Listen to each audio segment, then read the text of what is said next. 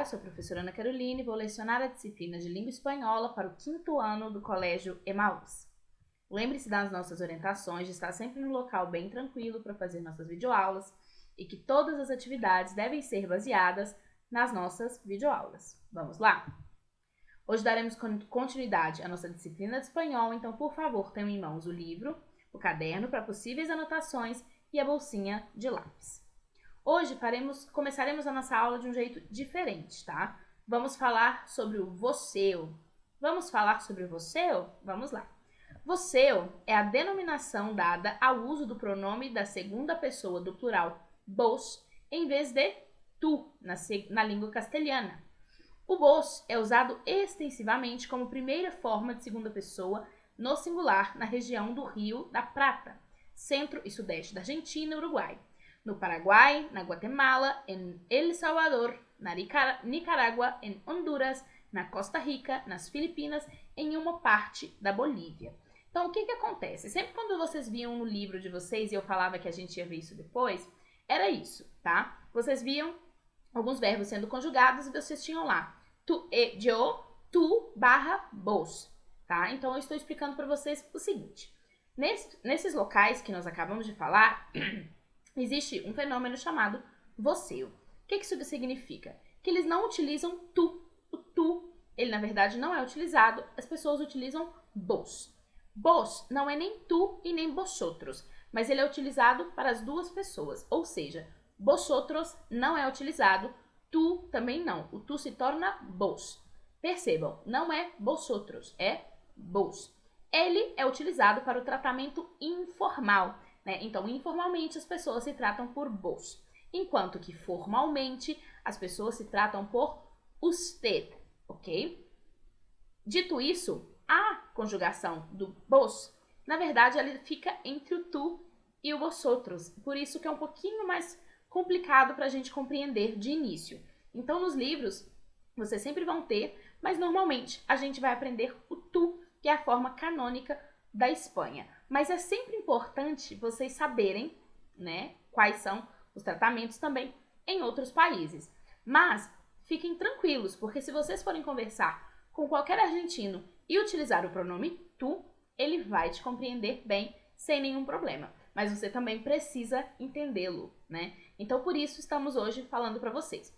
Esse é só um iniciozinho, assim, dessa matéria. Depois eu vou voltar e explicar, né, mais detalhadamente. É só para que vocês não fiquem curiosos, tá bom? Então, depois nós vamos voltar nisso. E agora nós vamos fazer um repasso, tá? Bem pequenininho da aula passada. Então, nós tivemos aí este diálogo, né? Que tal se salimos para cenar en un restaurante de comida típica española? Estupendo, hay un restaurante cerca de la plaza. Buenas noches, bienvenidos al restaurante Don Ramón. Muchas gracias, somos argentinos y queremos saborear una comida típica. ¿Qué nos sugiere usted? Tenemos paella, gazpacho, ensalada de legumbres, tortilla, mojete manchego. Voy a comer paella, dicen que es una delicia. Voy a probar el gazpacho y el mojete. Nico e eu provaremos a tortilha. Dando uma pausa aqui, nós falamos, né, naquela outra atividade sobre a paella, falamos sobre o gazpacho, da tortilha, da ensalada de legumbres, mas não falamos do mojete manchego. Eu não tenho muito conhecimento sobre o mojete manchego, porque eu nunca comi, mas eu sei que ele também é uma salada, tá bom? Ou ele também pode ser chamado de el moje, un moje. E para beber, para las mujeres, zumo de sandía, y para los hombres, zumo de naranja. De postre, temos helado de fresa com melocotão, ou seja, sorvete de morango com pêssego. Que delícia! Creo que não poderé resistir-me. Em poucos minutos van a saborear nossos deliciosos platos típicos. E o vocabulário que a gente não pode esquecer. Eu vou falar, vocês repitam. Vou falar cada uma das palavras 2 vezes, tudo bem? Cenar. Cenar. Zumo. Zumo. Sandía.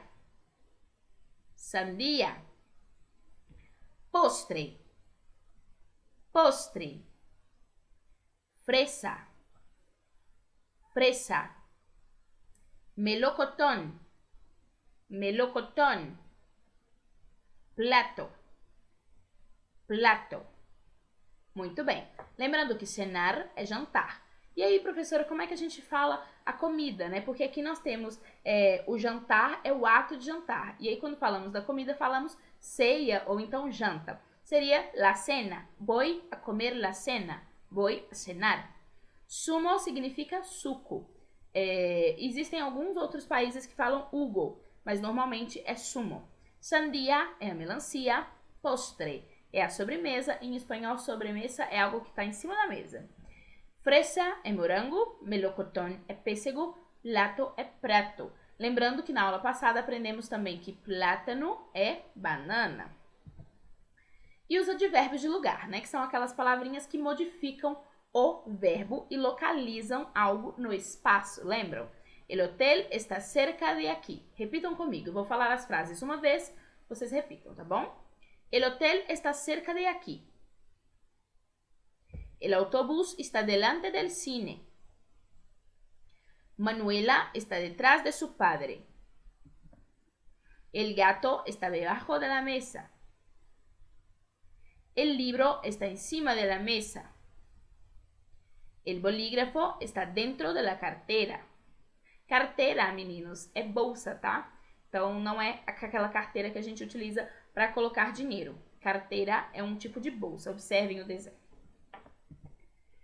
E lembrando, né? Advérbio é uma palavra que não admite variação em sua forma, ou seja, não vai para o plural, também não muda de feminino para masculino. E sua principal função é modificar o verbo, como os exemplos. El perro está en la casa. El perro está detrás de la casa. Ele não está só na casa, ele está atrás da casa. Ou seja, ele localizou o cachorro, né, el perro, em um ambiente específico. Bom, então agora vamos para as nossas atividades do dia. Unidade 2, en la ciudad, lección 4, en el restaurante, páginas 47 até a página 50. Observem bastante as fotografias, façam todas as atividades junto comigo. Se vocês quiserem pausar o vídeo, fazer as atividades sozinhos e voltar depois para corrigir, ótimo, é bom que vocês vão treinar, mas vocês também podem fazer comigo.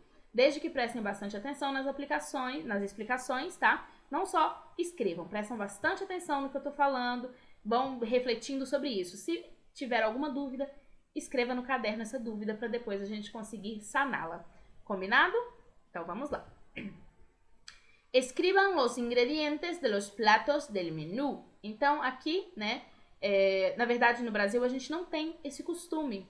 Normalmente o brasileiro ele coloca tudo no prato. Salada, arroz, feijão, a carne. Só que normalmente fora do Brasil as pessoas não têm esse costume. Eles separam, né, como salada, prato principal, sobremesa, depois ainda tomam um café, né, enquanto a gente, na verdade, coloca tudo dentro do prato e come. Eles têm esse propósito de prato de entrada, que normalmente é uma salada ou uma sopa, e depois o prato principal e depois a sobremesa. Então vamos lá. La ensalada é uma ensalada de legumbres. Então os ingredientes, né, eu coloquei dessa forma, mas vocês não precisam colocar assim. Eu coloquei dessa maneira só para vocês saberem exatamente o que eu estou dizendo. Vocês podem colocar somente em espanhol, se vocês acharem que vão se lembrar do que essas palavras significam. Se vocês acham que não, pode escrever zanahoria, abre parênteses, coloca cenoura e fecha, tá bom? Ou então vocês podem colocar um vocabulário no caderno de vocês, também tá tudo certo. Mas no livro, aí vocês colocam somente os ingredientes. Vamos lá? Temos cenouras, ou seja, zanahorias. Temos beterraba, ou seja, remolacha. Essa é uma palavra nova, tá? Então eu sugiro que vocês escrevam ela. Remolacha é uma beterraba. Temos também lechuga. Essa também é nova. Lechuga é o alface. Temos o tomate, que dá igual, que também é tomate. Temos lá cebolla, que é a cebola. Inclusive, na Turma da Mônica, quando nós temos o Mônica e su pandilla, que é a versão em espanhol da Turma da Mônica, o Cebolinha se chama Cebolita, quando era pequeno, e quando ficou jovem é cebolla. Salsas. Aqui nós temos um alimento que é a salsa, a salsinha, mas em espanhol, salsa é todo tipo de molho. Então, se você vai fazer um molho 4 queijos, é uma salsa de 4 queijos. E assim por diante. Então, ali, bem atrás do retrato da salada, nós temos alguns potinhos. E ali estão las salsas. Salsas. Brotes de soja são os brotos de soja, que são esse do meio, né? Que está entre o pepino e a cenoura. Temos aceite, sal e limão. Então, zanahoria, repitam comigo. Zanahoria, remolacha, lechuga, tomate, cebolla, salsas, brotes de soja, aceite, sal e limão. Muito bem.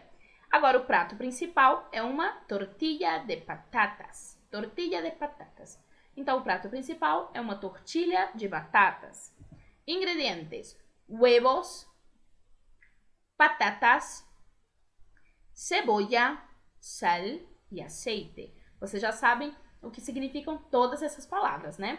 Ovos, batatas, cebola, sal e azeite. A tortilha nada mais é que um omelete, uma espécie de um omelete, só que existe batata na sua composição. Então ele fica um pouquinho mais durinho, um pouquinho maior, mas ele é bem gostoso e bem fácil de fazer. Depois vocês podem tentar fazer com a ajuda de um responsável em casa. Então repitam comigo o nome dos ingredientes: huevos, patatas, cebolla, sal e aceite. Muito bem. El postre. Então, a sobremesa, temos tarta de chocolate. Tarta de chocolate, ou seja, uma torta de chocolate. Leche, harina, huevos, chocolate, mantequilla, açúcar e levadura. Aí vamos aprender novas palavras. Leche é leite, tá bom? Uma curiosidade, leite em espanhol é uma palavra feminina, tá bom? Então, la leche. Harina é a farinha. Huevos já aprendemos. Chocolate é o chocolate. Se escreve normal, a gente só pronuncia um pouquinho diferente. Mantequilla é a manteiga. Açúcar é açúcar mesmo. E levadura é o fermento. Então vamos lá, eu vou falar os nomes dos ingredientes e vocês repitam. Leche, harina, huevos, chocolate, mantequilla, açúcar, levadura. Muito bem. Escucha e escreve V, verdadeiro, e F, falso. Então, como aqui eu não consigo colocar o nosso CD de áudio, eu transcrevi, né? Eu escrevi esse áudio e vou ler para vocês. O combinado é o seguinte, eu vou ler essa transcrição 11 2 vezes, tá bom? E aí, vocês vão anotando se é falso ou verdadeiro na questão número 2. Vamos lá? Miguel y Mercedes fueron a cenar en un restaurante. Buenas tardes, ¿qué van a comer? Quiero la ensalada de legumbres. Para mí, una comida típica española. Tenemos paella, tortilla y mojete monchigo. Entonces, voy a probar la paella. Sí, señor, ¿y qué vas a tomar? Vamos a tomar zumo de limón, gracias. Mercedes, después de cenar, vamos a dar un paseo por la ciudad. Me gustaría mucho. Agora voltando, agora eu vou ler utilizando o nome de cada um dos personagens. Narrador. Miguel y Mercedes fueron a cenar en un restaurante. Camarero. Buenas tardes, ¿qué van a comer? Mercedes. Quiero la ensalada de legumbres. Miguel. Para mí, una comida típica española. Camarero. Tenemos paella, tortilla y mojete manchego. Miguel. Entonces voy a probar la paella. Sí, señor. ¿Y qué van a tomar? Mercedes. Vamos a tomar zumo de limón, gracias. Miguel.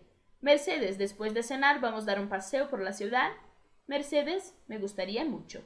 Então, nada muito diferente do que vocês já viram, né? Nós temos aí o Miguel e a Mercedes, que foram jantar num restaurante. O camareiro, o garçom, pergunta o que vão comer. Mercedes escolhe uma ensalada de legumbres, ou seja, uma salada de legumes.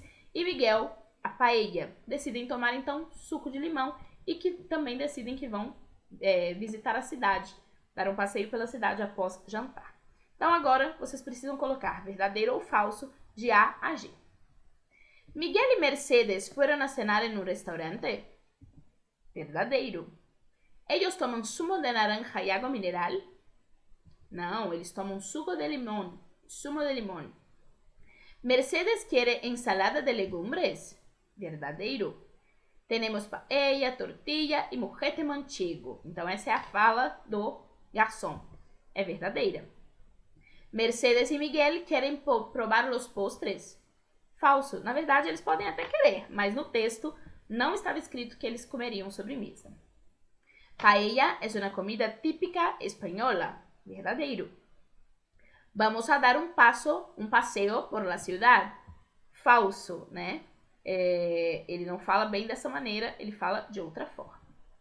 Relaciona las columnas. Então, nós temos aí de A a E e precisamos relacionar as colunas. Como relacionar as colunas aqui é um pouquinho complicado, eu vou colocar logo na frente qual é essa frase e aí vocês procurem ela e façam a ligação. Este restaurante sirve comida española. Vamos a comer una paella. Les recomiendo paella, tortilla de patatas y gazpacho. El restaurante está cerca de la plaza y la tortilla es una comida típica española. Então, aqui nós temos as frases completas, eu vou ler e eu quero que vocês repitam uma vez, combinado? Este restaurante sirve comida española. Vamos a comer una paella. Les recomiendo paella, tortilla de patatas y gazpacho. El restaurante está cerca de la plaza. La tortilla es una comida típica española. Muito bem. ¿Sabías que a los españoles les gusta salir de tapas? Calma, no es lo que tú piensas. Tapas en España es un aperitivo que consiste en pequeñas porciones de queso, tortillas, aceitunas y otros bocadillos muy sabrosos. Generalmente se sirve en bares o restaurantes, donde los españoles van con sus familias o amigos casi siempre a los sábados. Los niños comen las tapas con refrescos o zumos de frutas y los adultos con vino. Salir de tapas, entonces, quiere decir salir con la familia o los amigos para comer un aperitivo. Ahora contesta a las preguntas. ¿Qué quiere decir la expresión española salir de tapas? Salir de tapas significa salir con la familia o los amigos para comer un aperitivo y tomar algo. ¿Qué día a los españoles les gusta salir de tapas? Generalmente les gusta salir a los sábados. Percebam que as respostas estão bem completas, tá? Eu não quero resposta incompleta no livro, tem que ser bem completinho. ¿Las tapas de los niños y de los adultos son iguales? No, los niños comen las tapas con refrescos o zumo de frutas y los adultos con vino, tá? Y en Brasil, ¿qué piensan las personas cuando decimos que a los españoles les gusta salir de tapas? Essa é uma resposta pessoal, né? Mas quando a gente fala salir de tapas, normalmente os brasileiros vão pensar que as pessoas vão brigar, né? Porque tapas pra gente é algo um pouco feio, é quando a gente bate em alguém ou apanha de alguém. Então, salir de tapas, aí vocês podem responder do jeito que vocês querem responder, tá? O que vocês pensam, o que os brasileiros vão pensar se a gente falar que vai salir de tapas. É só colocar a resposta do jeitinho de vocês, mas eu já dou a dica que as pessoas vão pensar que a gente vai brigar, tá bom? Observa las frases y pega en los lugares adecuados los adhesivos que están en el material de apoio. É bem simples, né? Porque todos os retratos estão bem correspondentes às frases. Por exemplo, la paella está exquisita. Então, a garota está comendo na paella. Lembrando que exquisita, pra gente, significa algo esquisito, né? Bem estranho. Mas em espanhol significa que a comida está muito boa. Está exquisita. Estos helados são muito refrescantes. Então, se está falando de sorvete, só pode ser este adesivo do material de apoio. El restaurante se llama Don Ramón. Bom, está escrito Don Ramón, a porta do restaurante é só colar. Depois de cenar, vamos a bailar. Também está bem claro porque tem duas pessoas dançando e notas musicais em volta. Bom, por hoje é só. Eu quero que vocês revejam todos esses exercícios, revejam os vocabulários, sempre que vocês puderem, ir voltando na matéria para poder estudar mais, escrevendo no caderno as dúvidas, tá bom? Que eu tenho certeza que sempre no final vai estar tudo certo. Na próxima aula, nós vamos aprender mais sobre o voceio e continuar a atividade do livro e finalizar essa unidade, tá bom? Bom, nos vemos na próxima aula. Hasta luego e lembrem-se, juntos no caminho certo.